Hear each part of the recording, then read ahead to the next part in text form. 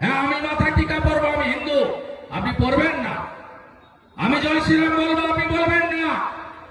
ভারত মাতা কি জয় তো সবাই বলতে পারি, বন্দে মাতরম তো সবাই বলতে পারি, জয় হিন্দ তো সবাই বলতে পারি। মুর্শিদাবাদের হিসাবটা পরের মিটিং এ দেব। বাইরন শেষ হয়ে গেছে, ছেড়ে দেন, জামানত চলে যাবে বাইরনে। পাল্টি খেয়েছে, মুকুল রায়ের মতো দশা হবে, ওগুলো নিয়ে ভাববেন না। আপনি যদি ঘুরে এসে বলেন আমি ক্যাশেই করব, বলবে doctor ready, ICU ready, bed ready, ওটি রেডি। কেন পশ্চিমবঙ্গে আয়ুষ্মান ভারত চলবে না? উত্তর দেন আপনি।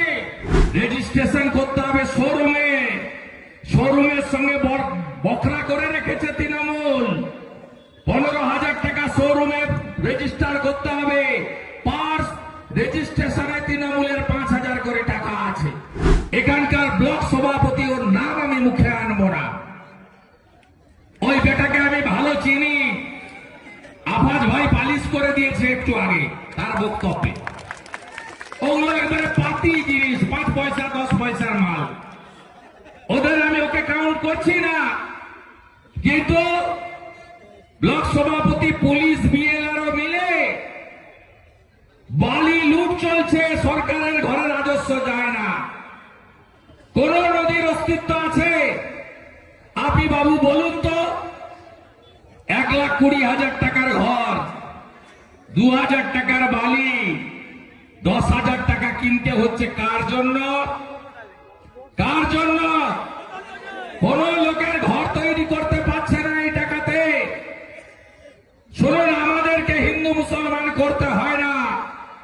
নরেন্দ্র মোদীজির যে স্কিম, তিনি কোথাও বলেননি এই স্কিমে শুধু হিন্দু বেনিফিট পাবে, তিনি বলেছেন ভারতীয়রা বেনিফিট পাবেন।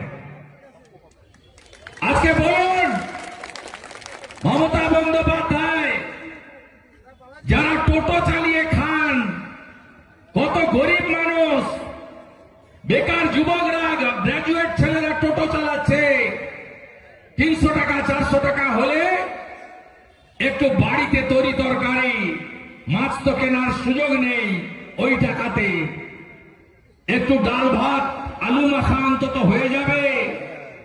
এই সরকার, এই মুখ্যমন্ত্রী আরটিওদের নামিয়েছেন, পরিবহন দপ্তরকে নামিয়েছেন, পুলিশকে নামিয়েছেন। মুর্শিদাবাদ জেলায় 250টা গ্রাম পঞ্চায়েত, দমকল জঙ্গিপুর থেকে, জিয়াগঞ্জ, মুর্শিদাবাদ থেকে, কাঁদি, বহরমপুর থেকে, বেলডাঙ্গা থেকে যত পৌরসভা আছে মিলালে অন্তত 50,000 যুবক, কিছু যুবতীও আছে, সংখ্যায় কম হলেও মহিলারাও টোটো চালান, দেখেছি আমরা রাস্তায়। আজকে তারা, তাদের পেটে লাথি মারা হচ্ছে, বলছে রেজিস্ট্রেশন করো। রেজিস্ট্রেশন করতে হবে শোরুমে, শোরুমের সঙ্গে বকরা করে রেখেছে তৃণমূল। 15,000 টাকা শোরুমে রেজিস্টার করতে হবে। পার্স রেজিস্ট্রেশনে তৃণমূলের 5,000 করে টাকা আছে। বলছে 1,000 টাকা রেজিস্ট্রেশন ফি জমা দাও, মাসে 100 টাকা করে মমতা ভাত তুলবে আপনাদের কাছ থেকে। একদিকে পরিযায়ী শ্রমিক, একদিকে বালি চুরি, একদিকে ধানের দাম নেই। 30 কুইন্টাল মাথা পিছু ক্রয় করা হতো গত বছর পর্যন্ত। এবারে যাবেন কিষাণ মান্ডিতে, ধান তো উঠছে, ঝাড়াই বাছাই করে বস্তা করার পরে নিয়ে যখন যাবেন, বলবে এবারে মাননীয় মমতা ব্যানার্জির সরকার মা মাটি মানুষ নাকি বলেন, 10 কুইন্টালের বেশি ধান এবারে সরকার কিনবে না। আর এই টোটাল লোকদের কাছ থেকে চাঁদা তোলা হবে। 15,000 টাকা রেজিস্ট্রেশন শোরুমে, 100 টাকা করে মাসে, সামনে ভোট, আবার 200 টাকা ভাতা বাড়াতে হবে, টুপি পরাতে হবে বাংলার জনগণকে। তাই টোটাল লোকেদের কাছ থেকে একসঙ্গে 1,000 আর 600 1600 টাকা করে তুলবে। ভাবতে পারেন কত বড় অন্যায়। এর বিরুদ্ধে আপনারা গর্জে উঠবেন না? বিদ্যালয় ধ্বংস, কলেজ ফাঁকা, হসপিটালে কিচ্ছু নেই, শুধু বড়ুয়া হসপিটাল রেফার্ড টু কাঁদি, কাঁদি hospital referred to Baharampur, Baharampur referred to Kolkata. স্বাস্থ্য সাথীর ভুয়া কার্ড চলে হ্যাঁ কি না বলুন? কোন নার্সিং হোম কার্ড নেয় না। যান বহরমপুরে বড় লোকের নার্সিং হোমে, বলবে ক্যাশ না কার্ড। আপনি বলবেন গরিব লোক, আমার কার্ড আছে, বলে বাবু বেড নাই, পরে আসুন। আপনি যদি ঘুরে এসে বলেন আমি ক্যাশেই করব, বলবে doctor ready, ICU ready, bed ready, ওটি রেডি। কেন পশ্চিমবঙ্গে আয়ুষ্মান ভারত চলবে না? উত্তর দেন আপনি। আপনি যখন দুরারোগ্য ব্যাধি নিয়ে মুম্বাইতে টাটা ক্যান্সার হসপিটালে যান, পশ্চিমবঙ্গের স্বাস্থ্য সাথী কার্ড চলে না, বলে আয়ুষ্মান আছে, আপনি বলেন না বাবু নেই, টাকা দিয়ে করতে হবে। সিএমসি ভেলোর, মণিপাল ব্যাঙ্গালোর, ডাক্তার রেড্ডি হায়দ্রাবাদ, যেখানেই যাবেন আয়ুষ্মান চলে। নরেন্দ্র মোদীজির আয়ুষ্মান ভারত, এখন অব্দি 5 কোটি লোক 5 লক্ষ টাকা পর্যন্ত চিকিৎসা ফ্রি পেয়েছেন। আবার শুনে রাখুন, এই 5 কোটির মধ্যে হিন্দু আছে, মুসলমানও আছে, শিখও আছে, খ্রিস্টানও আছে, জৈনও আছে, বুদ্ধিস্ট আছে। আর ভোট এলেই বলবে বিজেপি হিন্দুদের পার্টি। আরে হ্যাঁ, আমরা জয় শ্রীরাম বলি, আপনি বলবেন না? কে বলেছে বলতে আপনাকে? কেউ চাপিয়ে দেয়নি, এখানে তো মৌলানারা আছেন বসে। কেউ চাপিয়ে দিয়েছে? আপাজ ভাইকে বলা হয়েছে জয়নিং এর সময় যে তোমাকে এগুলো করতে হবে? হ্যাঁ, আমি মাথায় টিকা পরবো, আমি হিন্দু, আপনি পরবেন না।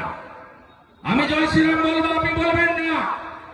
ভারত মাতা কি জয় তো সবাই বলতে পারি, বন্দে মাতরম তো সবাই বলতে পারি, জয় হিন্দ তো সবাই বলতে পারি। কিন্তু আজকে সরকার, আমি হিসাব দিয়ে যাই আপনাদের, মুর্শিদাবাদের হিসাবটা পরের মিটিং এ দেব। আমি আপনাকে বলে গেলাম 22টা সিটে তৃণমূলকে আমি এখানে এনেছিলাম, 26-এ শূন্য করব।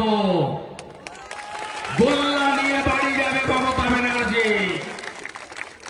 সাগরদিঘি উপনির্বাচন হচ্ছে, দিলীপ শাহ প্রার্থী ছিলেন, আছেন মঞ্চে। গণনার আগের দিন কলকাতায় আমাকে সাংবাদিকরা বলছে কালকে কি হবে। আমি বললাম আমি গণৎকার নই, বলে গেলাম কে জিতবে জানি না, কিন্তু তৃণমূল জিতবে না সাগরদিঘিতে। বাইরন শেষ হয়ে গেছে, ছেড়ে দেন, জামানত চলে যাবে বাইরনে।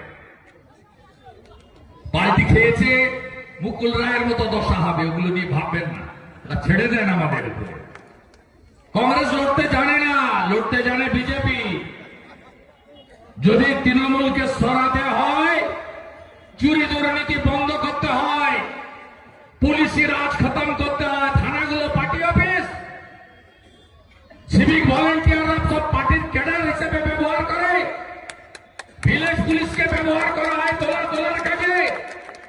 কদিন আগে এই মিনাল বলে একটা ডাকাত আছে, আইসি কাঁদি কিভাবে মেরেছে গ্রামের লোককে আপনারা দেখেছেন। আমি এর পরের ট্যুরে যাকে মেরেছে তার বাড়িতে যাব, প্রাক্তন সাংসদ গেছিল, আমি টিভিতে দেখেছি, যাব। এই গুন্ডাদের রাজত্ব খতম করতে হবে। পুলিশের বেতন কে দেয়? বেতন আপনার আমার ট্যাক্সের পয়সায় হয়। পিসিও দেয় না, ভাইপো দেয় না, মাহে আলমও দেয় না, আর ডেভিড অপূর্ব সরকারও দেয় না। এটা কান খুলে শুনে রাখা দরকার রয়েছে সব পুলিশের। এই অন্যায়, অত্যাচার, মিথ্যাচার সত্যবাবু জয়তে রেখে অশোক স্তম্ভের মর্যাদা করছেন।